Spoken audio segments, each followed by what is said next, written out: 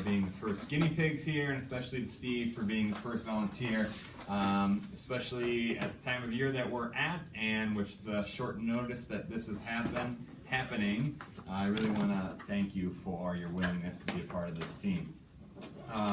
And let me also remind the group that this is not about expertise, but about an opportunity to have a discussion and questioning and reflection about the practice of teaching.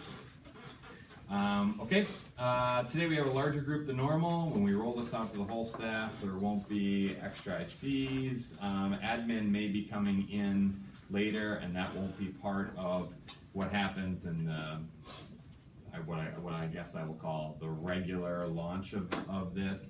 But for right now, we want to get as many eyes as possible on this so that we can roll it out correctly and make sure that we have it down. The process is non-evaluative no matter what, for ICs, for teachers, for admin, and at the end of the day we will ask for feedback on the process, and I'll ask specifically for my role as facilitator, because again, we want the process to work and function well. So any feedback along the way that you have, if you want to make a note too about either the process or the facilitator, please, like I said, we really want this to go smoothly. All right, with that out of the way, let's start the show. Let's take a look at your green insert.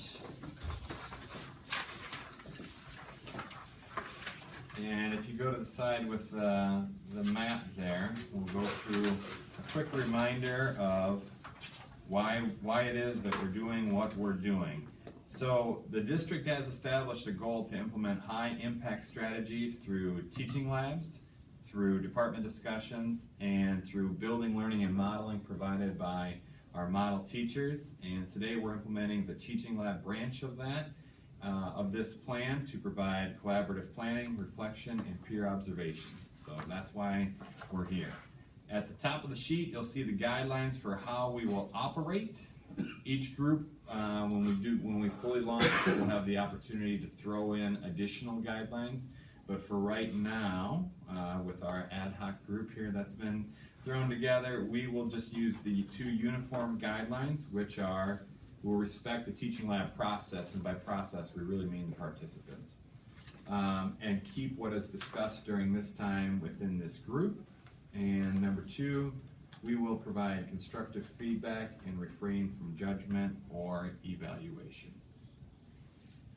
Okay, now let's turn to teaching form A, which is in the folder here, Collaborative Teaching Lab. Form A, and I'm going to turn it over to Steve here so that he can walk us through the core ideas, guiding questions, and then the timeline of activities for the actual lesson. As a reminder, we're going to try to allow Steve to walk us through all of that information before we ask the clarifying questions later. So Steve, if you want to go ahead and walk us through what we're going to see today. Okay, basically we've been talking about superchargers and turbochargers, and we're going to continue to kind of wrap that up a little bit. I do have one student that did his own turbo in his car, and I'm probably going to have him show that.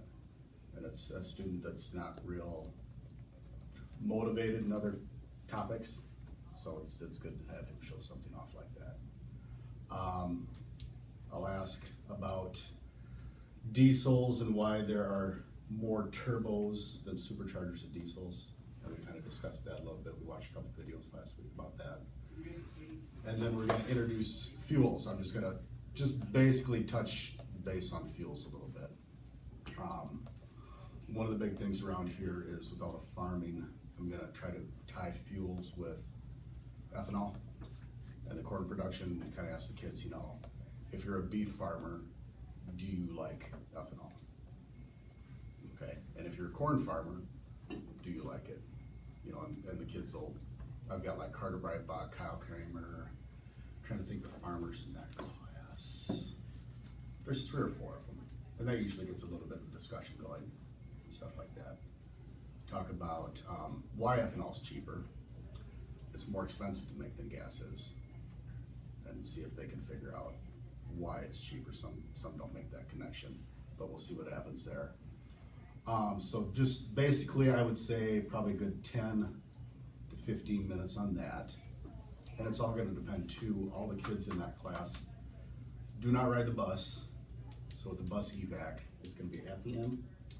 But they're doing it first period, I think, Yeah. so they're not, so for second period, they should do. Okay, they should be good then, okay. Why we were learning it, find out which is better for each individual's needs, understand all the different types of fuels and the alternatives you have for fuels. And those turbos and superchargers, just have them get a basic idea of how they operate, why you would want one more than the other.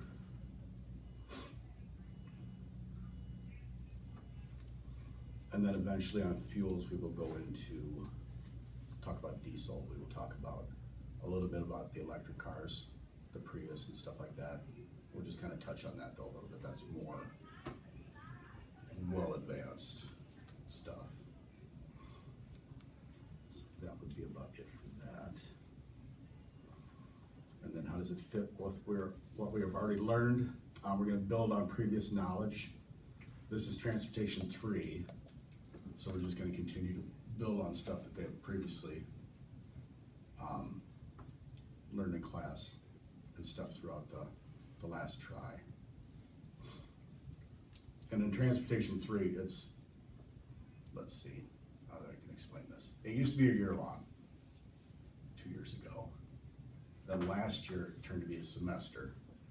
And now this year it's one try. And now next year we're going to offer it like a Transportation 3, 1, 2, and 3. So we're kind of all over the place here. So I'm still trying to find the right groove for everybody.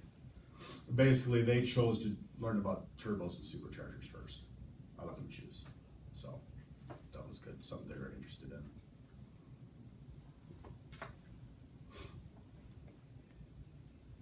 Okay, you wanna walk us through the timeline for activities and then kind of the teacher action and student action for each of those? And then when I figured this out, I forgot we had Bobcat TV. So, so that's probably what, about 3 or 4 minutes, I would say.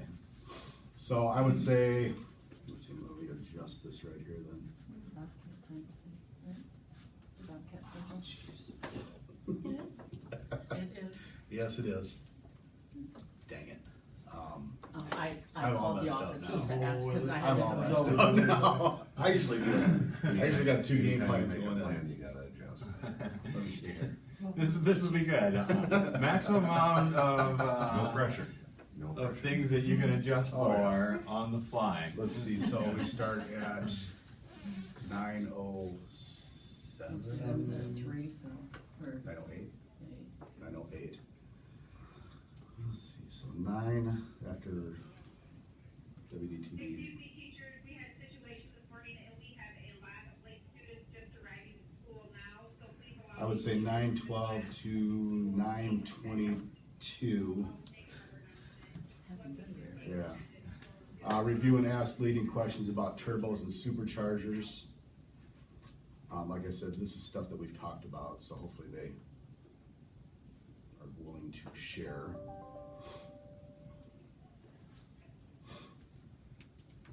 And then I have a video, but I don't know if I'm gonna have time for it.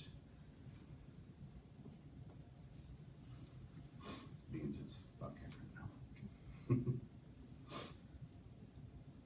Students, they should be actively engaged as far as answering any questions I have. I would usually try to guide them, like maybe ask Derek why he chose a turbo over a supercharger, you know, and have him kind of explain his process of why he wanted that. I've got quite a few kids that have diesels. Why would you want a diesel to have a turbocharger instead of a supercharger? You know, just kind of have them kind of explain why. So let's see, 9:22. Let's see, we'll go from about 9:23 to, let's say 9:35. I'll introduce the fuels. We'll talk about octane rating. Talk about ethanol versus gas.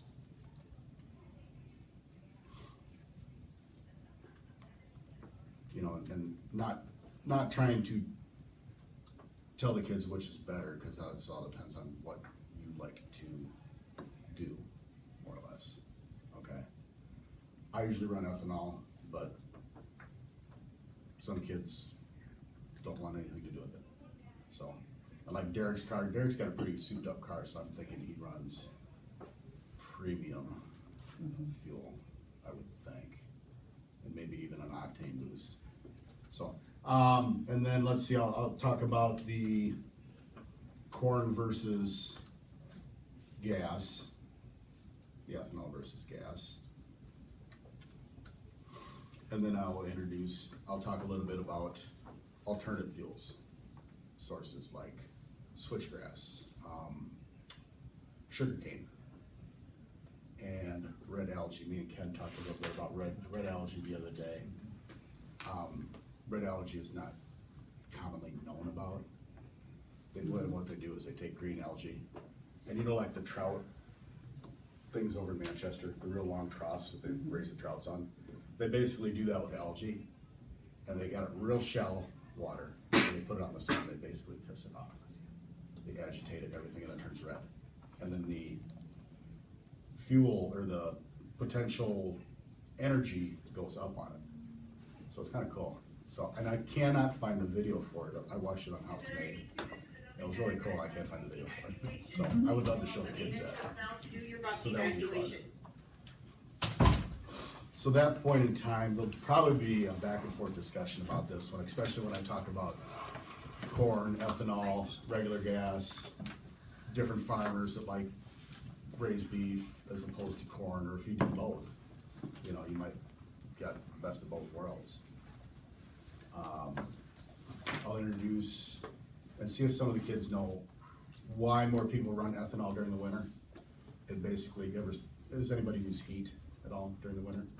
It's in the yellow can, gets water out of your lines. I used to, my old car. Yeah, ethanol does that. So that's why I run ethanol during the winter all the time. It gets the moisture out of your gas tank. So,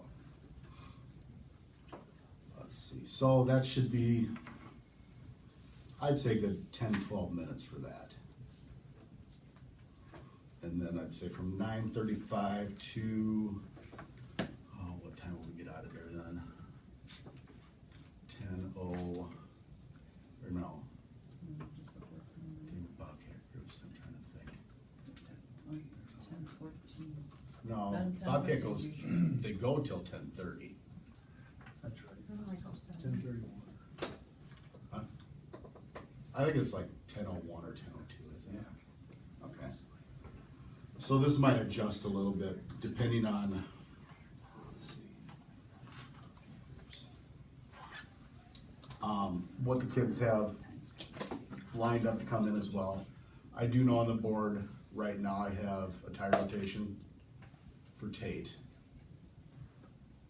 I have a AC charge, and that's just basically adding the R134A Freon to an air conditioning system.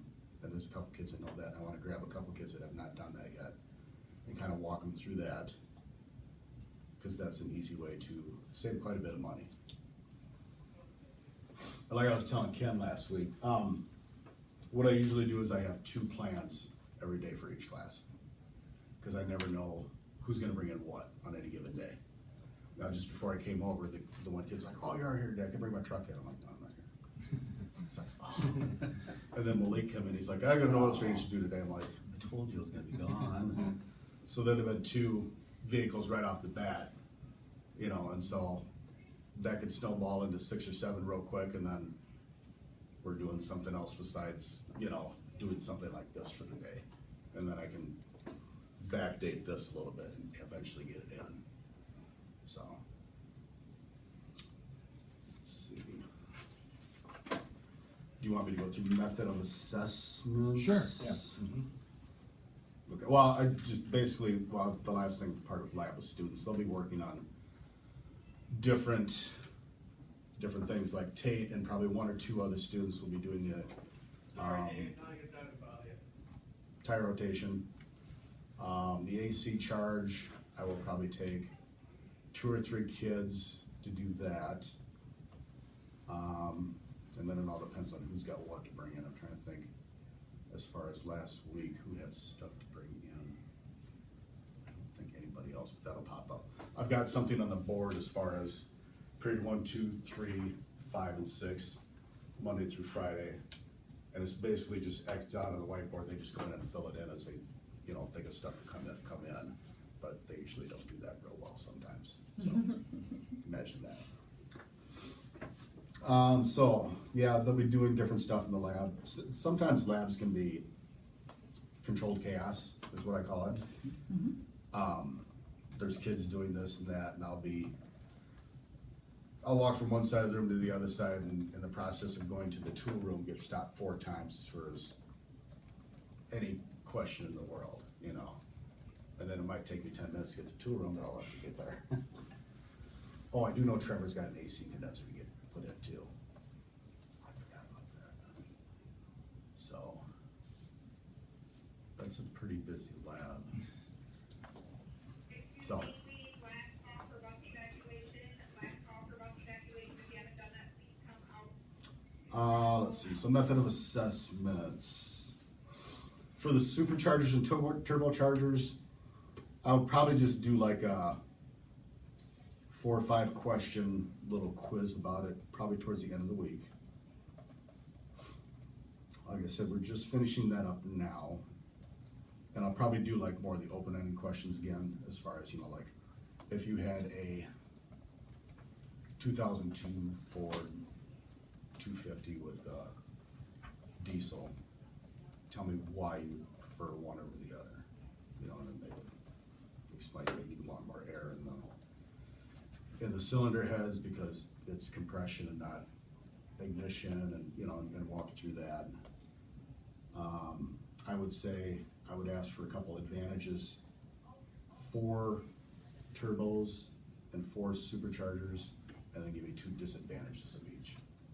Okay, and some of the vehicles now that we had watched a video about are actually incorporating both turbo and superchargers in the same engine, which is really cool. And it's like BMW, Audi, you know, the higher end ones. But I can just imagine, I'd love to get one of those in here, but we'll see.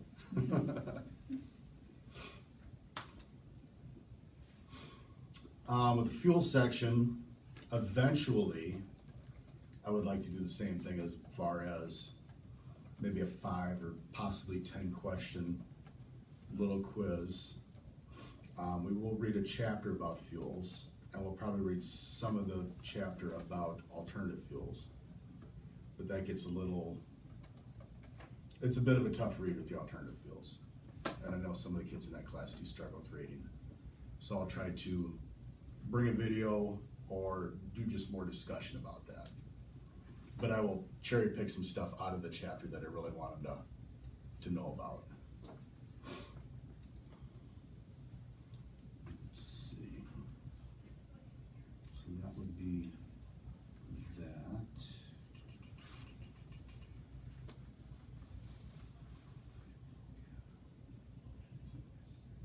Oh, okay. I was trying to remember what I had written down here. If I get time, and I don't think I will, that's why I had it at the bottom here, because there's Bobcat groups. I would also talk about discussing, well, I talked about the other discussing fuels. I do select some vocab like octane, like knocking, pre-ignition, and different stuff like that. And then I would also talk about, and I'll probably do this tomorrow, ways to save fuel.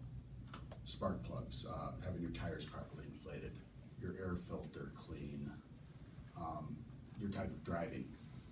You know, some of the kids, they know 1 speed, and it's all the way down. So well, I'll introduce that probably tomorrow, most likely, because I forgot about Bobcat groups. Okay, I think we'll open it up here for clarifying questions, but if you flip to the green sheet and the opposite side of the map there, the third bullet point on the pre-briefing session is where we're at. We're now invited to ask clarifying questions to the host teacher, working as a team to finalize the instructional playbook for the lesson. Please refrain from using "you should" and focus on clarifying questions or posing what-if questions as we go through. So, anyone here in the group have clarifying questions?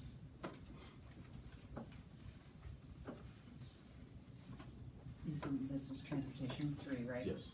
So, you've been dealing with, like, how long does, because I know nothing about a class in transportation, so how long would you have spent talking about turbo and superchargers already? Oh, let's see, I would say, Friday we talked about them for about 15 minutes. Thursday was a good half hour. So like a week? Yeah, over the course of a week, not a whole period, but Right. we did one chapter, and that was the day I was gone, about turbos and superchargers, both in the same chapter, so that was in a whole day. But we have watched quite a few videos, and they've got quite a few good animation videos, where it just, It talks about how it works. yeah, and like the animation is just perfect on it, you know. It shows air inflow, and it shows little like colored air particles going in when they're cold and then coming out when they're warm, you know, it's a good video. Just out of curiosity, how many students are in this class? 12.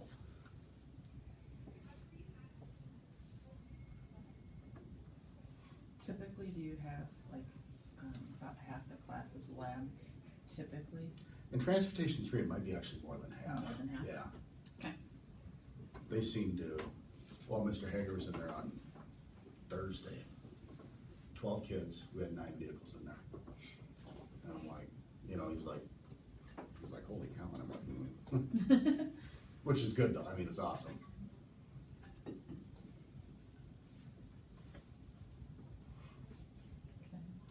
Is this that, you said you're gonna talk about different fuels, ethanol, gas, I'm guessing that's probably more of an intro? Mhm. Like, this is the first time you've talked about that, Yeah. so you'll talk a little bit, multiple days? Yeah. Okay. And I've got a packet that I've gotten from NICC about fuels too. I don't think they cover fuels in the consortium over there now. So the steering, suspension, and brakes.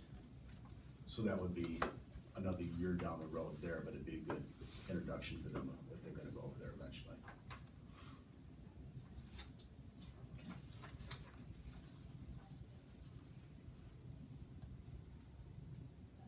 Okay, are there any other questions about students, classroom space, the timeline, teacher actions, student actions, assessment, before we move into the next step? How has that building changed, what you've been able to do with this class? A whole lot. We've been able to get some longer term projects.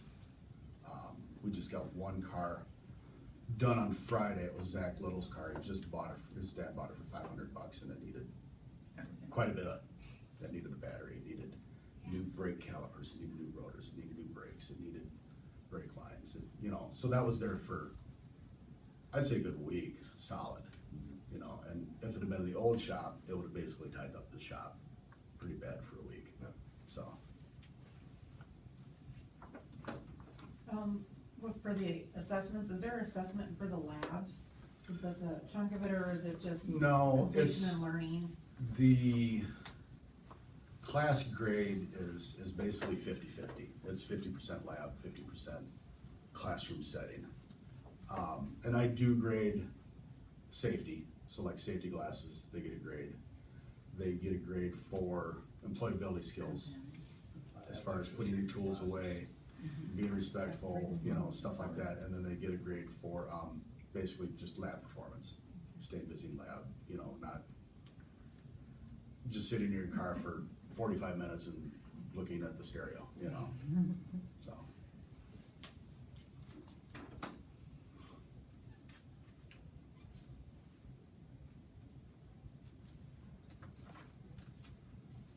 Okay, so the quick breakdown there is we're gonna have a little Bobcat TV, an intro and discussion about superchargers versus, Just- superchargers versus turbos, and that will have a 4 to 5 question quiz, but not today. Then we'll move on to the introduction of fuels and a discussion on fuels, and we're thinking the assessment maybe later on in the week after they've read through a chapter, and then some lab time. Yes. And if it were a longer class, we might have gotten into the vocabulary, but that might be something that gets put off until tomorrow. There's 12 students in there. Is there are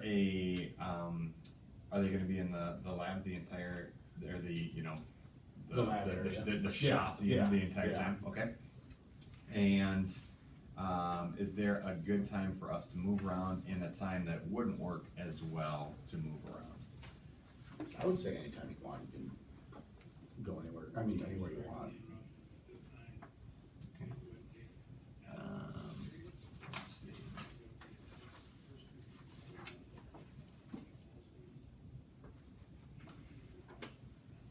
Okay, so now, if you will, I'd like you to share your focus for us, and for us, we are going to record that on Form B. At the very top, there is an area focus, and this is to provide Steve with feedback on the specific item that he would like to get some feedback on.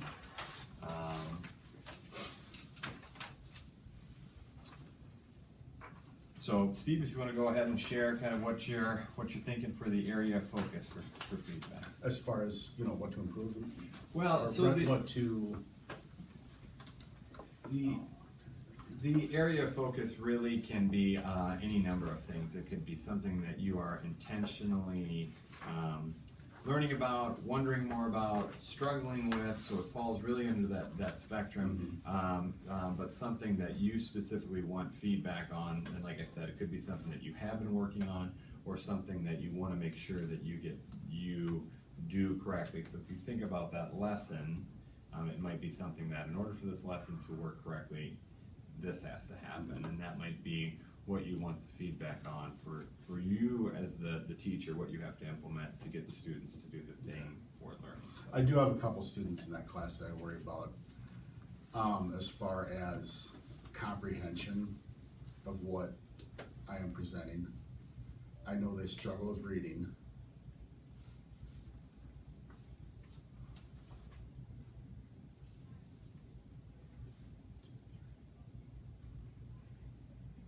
I know 2 of them for sure are struggle pretty heavily with anything that's vocab, over I'm trying to think if you've got either, no, you don't have Zach Little, no? No. Trevor? Trevor Lynch. Yeah, Trevor Lynch. He's IEP. Okay, And Zach was exited from IEP last year, okay, so he's with Michelle. okay. So they do struggle in that area. And they're both really good kids. It's just that they struggle with the comprehension of some more technical things, I would say. So, I have them both in geometry concepts, okay. I would agree with that. So that would be one thing I would be open to suggestions of how to tell, like when I introduce something about comprehension and understanding. for those two students, I think you had mentioned that they had difficulty with comprehension and specifically the vocabulary. Is it also with concepts that are just introduced? Do they also struggle? At times, I think it depends on what we're looking at in particular. In Transportation 3, it would be a little bit more them struggling because it's more of a complicated class, I guess. We'll talk about steering and suspension. So the suspension part could be a little bit questioning to them, and the turbo and superchargers. Are they having to read like manuals on this stuff too, or is it all like through No, discussion? I've got a textbook And it breaks it down really small chapters, which is what I like. That way they don't feel like they're over, yeah, by a real thick, long chapter. But, and I try to explain to them that technical reading is so much more difficult than regular reading. And I don't know if they think I'm blowing smoke up their butt sometimes or something, but it is. They do, they're kids. Yeah, but then the one kid's like, well, I'd rather read technical reading than read about some fairy tale. So I'm like, well, that's good, you know, it's what you're interested in. But yeah, as far as comprehension, those guys would be the ones I would, because I know the other students in the class and they have a good understanding already about some of the stuff that we're doing. With those, I guess, knowing those two kids and their backgrounds, could part of it be that they don't have the background of like they don't mess with cars and they don't have any money, like two parents? Trevor does quite a bit though, actually. Does he? It's kind of funny, yeah. I mean, they're big pieces of crap, but he messes all the time with them. Okay. And he does struggle though. I mean, he struggles as far as, and I don't want to lead him by the hand, Right. but I want him to do it right. And I think he likes to be led by the hand, and I won't do that with him. So I try to get him to be a little bit more self-confident as far as his skills. Zach this is the first time he's gotten a car, was last week.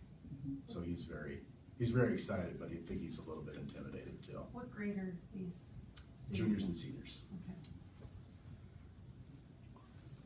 So like Derek Allman's been around cars his whole life.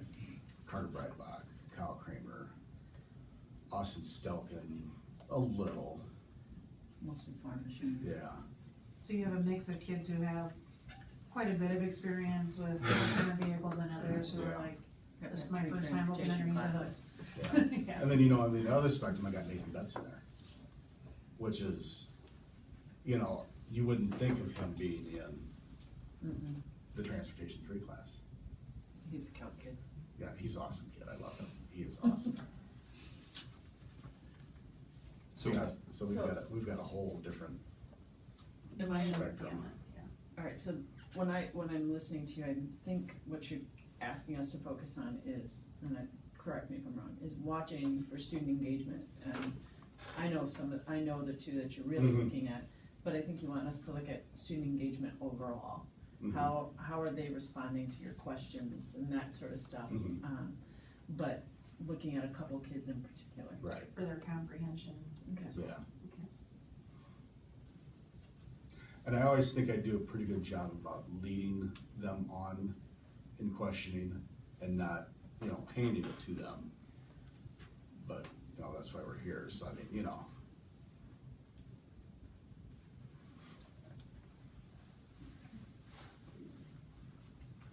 okay, so we have the focus there of engagement and comprehension, specifically looking at those two kids. And I think if we look at the timeline there, what we have, we really have two different opportunities to really get some good feedback on where those kids are at during that supercharger versus turbos conversation, and then when we shift into the introduction of that new fuels, probably less so in the lab during that time.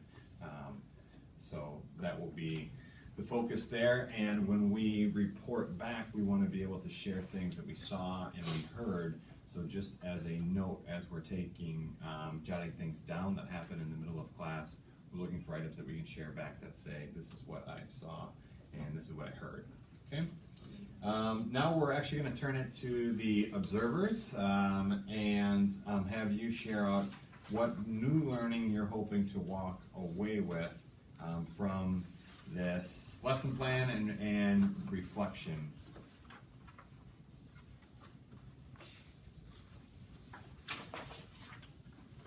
I'm always looking for new ways to get, you were talking about that broad spectrum of students, and since we did away with our basic and honors courses, we get a lot of that in our English classroom. So how do you engage from here to here? Right.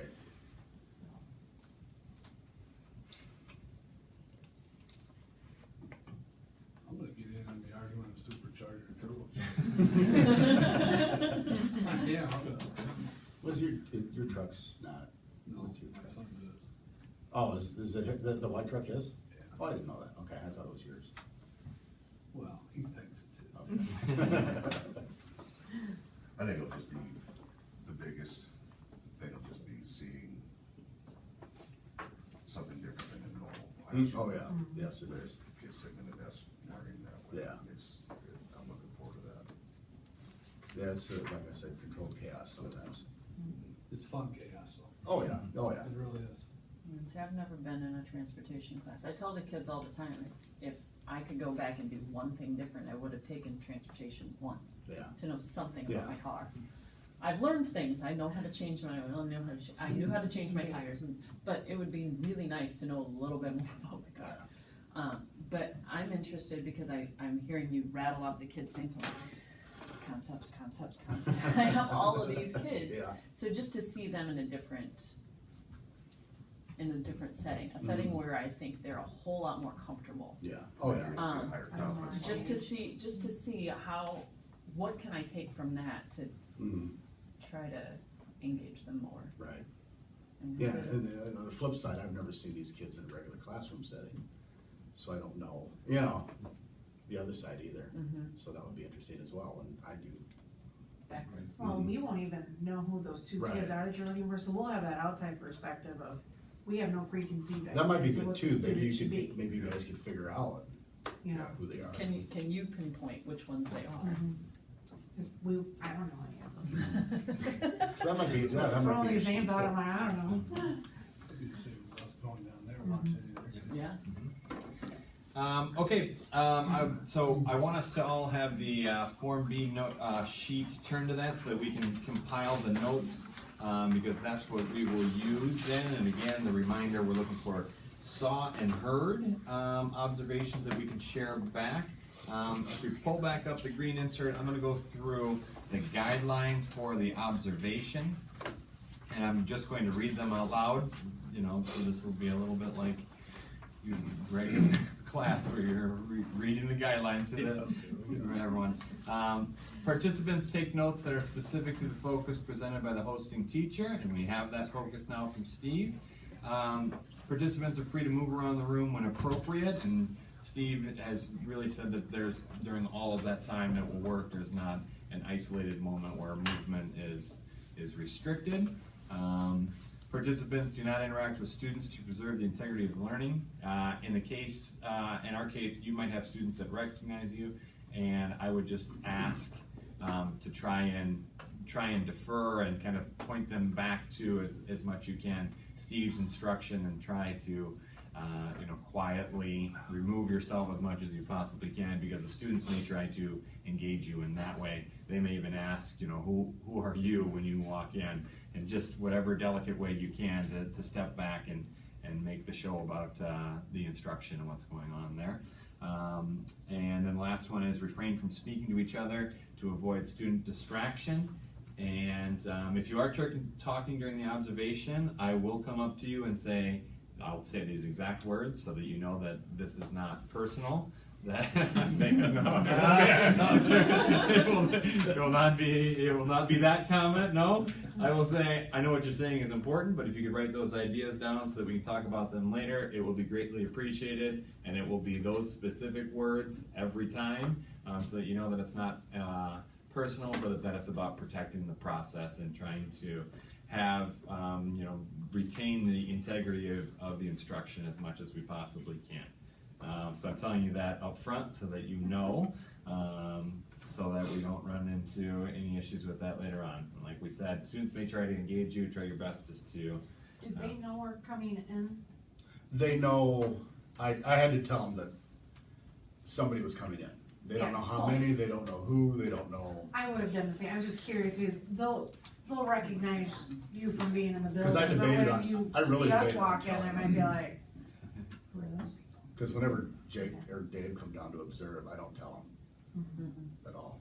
And then they're like, They're like, are they here for me? The behavior change. Yes, oh yeah. Okay, so at this point, we will kind of break and make our way out to the building. What we got for time? It's 46 right now. 46 right now, so there's about a 15-minute break to take a bathroom break, get coffee if you need it, chow down a donut real quick, which is what I'm gonna do, and then we'll just make it out to vocational building and get set up and in place for when the students arrive.